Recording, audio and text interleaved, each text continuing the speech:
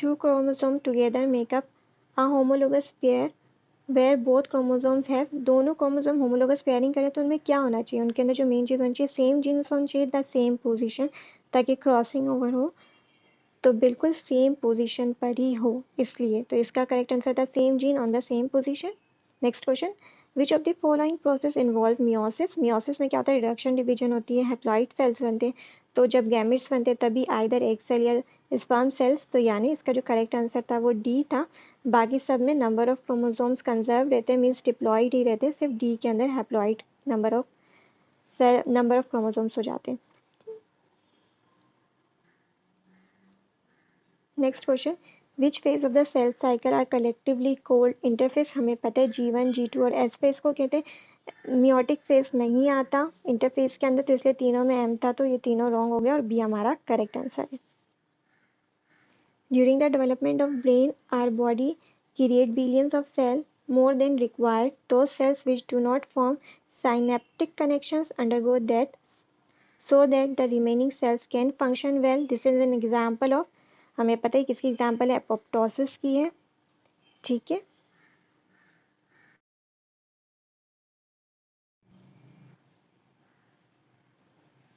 Which of the following is correct about the cell cycle. Cell cycle के बारे में सवाल है, कहेंगे there are 3 main phases of cell cycle, wrong. S phase takes place before G1, wrong, पहले G1 आता है।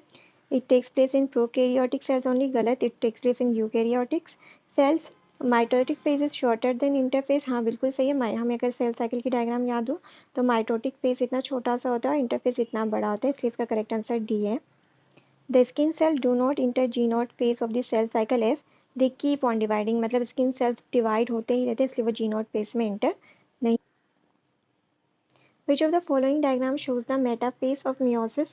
मैं पहले भी बता चुकी हूँ, अगर क्रोमोसोम्स आप पार्ट मूव कर रहे होते हो तो एनाफेज होता है, जब हमारे पास दो सेल्स बनते हुए नजर आ रहे होते हैं तो वो टीलोफेज होता है। यहाँ पे हमें न्यूक्लियर मेम्ब्रेन डिसअपियर होते हुए नजर आ रही है, मीन्स ये प्रोफेज है, ठीक है। और यहाँ पर जो है हमें बीच में बिल्कुल सेंटर में इक्वेटर पे, वैसे इक्वेटर का यूज़ होता है मिडल के लिए नहीं, बट एम से मेटा एम से मिडल याद कर लो, तो यानी जिस फेज में आपको मिडल में क्रोमोसोम्स नज़र आएंगे, एम से मेटा एम से मिडल, तो वो फेज हमारा मेटा फेज होता है, यानी A is the correct answer.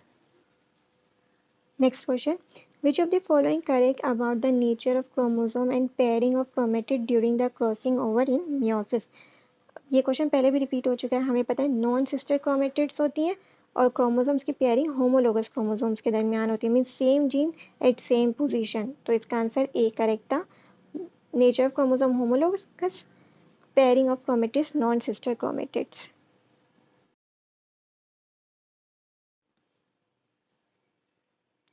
Which of the following is correct about the duration and rate of metabolism of meiotic phase and interphase। हमें पता है meiotic phase शॉर्ट होता है और interphase लॉन्ग होता है, तो long interface, short meiotic phase और स्लो मेटाबॉलिक रेट होता है meiotic phase में। तो शॉर्ट और लॉन्ग एक ही ऑप्शन में इस तरह दिया हुआ था, short short wrong, long long wrong, long short भी रॉन्ग, शॉर्ट लॉन्ग एक ही में सही था, तो mean C is the correct answer.